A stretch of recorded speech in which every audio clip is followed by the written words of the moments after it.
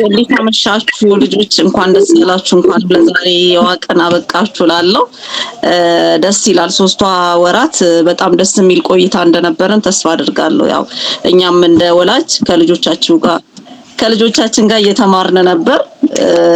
ጥሩ እውቀትም አግኝተናል ብዬ አስባለሁ። የልጆቹ ያላቸው እውቀት ንቃት በጣም ደስ የሚል ነበረ። የነበራት ውጤትም ተሻሽሏል እንደ ሂሳብ ማለት ነው። በትምህርት ቤት ያላት በፊት ስልቹ ነበረች። አሁን ግን ነገሮች ላይ ትኩረት የመስጠት ነገሯም እየተሻሻለ ነው በጣም ማለት ነው። ነገሮችን ትኩረት አርጋ የመስራት ነገሯ እንትን እያለች ነው። በጣም ለውጥ አላት እንደኔ ልጅ ማለት ነው ሳያት። ስለዚህ ጥሩ አትርፈንበታል በጣም ጊዜው እንዳውም ማጠር እያልኩ ነው። ለምን ይሄ ማለት እንደ ኮምፒውተር ነው።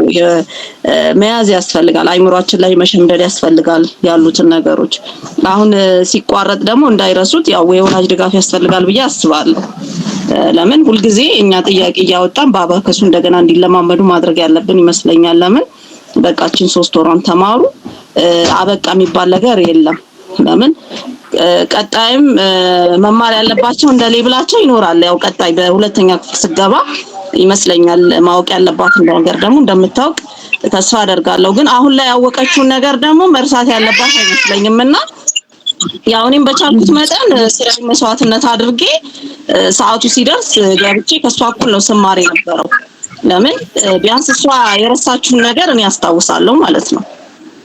እሷ ሚስ ያደረገችውን ነገር እኔ እየደገፍኩ ለዚህ ደርሰናል። ስለዚህ እንደ ወላጅ ያው ከኔ የሚጠበቀው ነገር በቀጣይ ደግሞ ቢያንስ 10 ጥያቄ እንኳን ቢሆን ቤት ውስጥ እያወጣን በአባከስ እንዲለማመዱ ብናረግ አይረሱትም ያንን ነገር።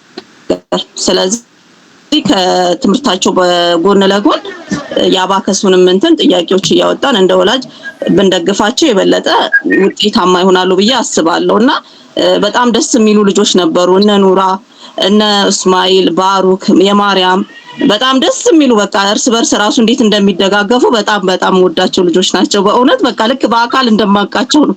በጣም ደስ የሚሉ ልጆች ናቸው። እርስ በርስ ራሱ ሲደጋገፉ ጎበዝ ምናምን እየተባባሉ እርስ በርስ ሲደጋገፉና ፍቅራቸው ደስ ይል ነበር። በእውነት በቃ አንድ ቤት ውስጥ ወይም አንድ ሰፈር ውስጥ አብረው ያደጉ ልጆች ነው የሚመስሉትና በቀጣይም እንግዲህ ተስፋ አደርጋለሁ ሌቭሎቹ ላይ እንደሚገናኙ ጥሩ ጊዜ እንደሚያሳልፉ በጣም ነው እንትን የምለው። አንተንም ሳላደንቅ ማላልፈው ነገር ምንድነው ልጆች ናቸው። የመሰላቸት ነገር ሊኖር ይችላል፣ ጥያቄዎችን ሚስ ማድረግ ነገር ሊኖር ይችላል። እንትን ሳትበሳጭ በሚል ትሁት ሆነ ጥያቄያቸውን ስታስተናግድ ነበር። ልገምልን ሲሉ እየደጋገምክ ስትጠይቅ ወደ ኋላ እንዳይቀሩ ወደ ኋላ ይቀርቡ ወደፊት እያመጣህ ነበር። በጣም ደስ